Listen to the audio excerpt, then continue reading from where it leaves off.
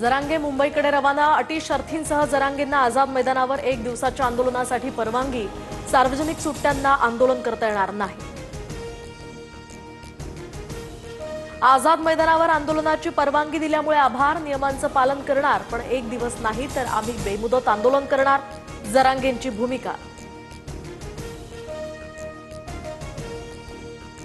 शिंदेंना मराठा आरक्षणावर बोलू दिलं जात नाही। जरांगेंचा खळबळजनक दावा। तर एकनाथ शिंदे सत्तेपेक्षा गोरगरीब जनतेच्या दुःखाला महत्त्व देणारा माणूस। जरांगेंचं विधान। अहिल्यानगर किंवा पुण्यात राधाकृष्ण विखे पाटील आणि सामंत जरांगेंची भेट घेणार। सूत्रांची माहिती। तर सरकार जरांगेंशी चर्चा करायला तयार। विखे पाटलांची प्रतिक्रिया।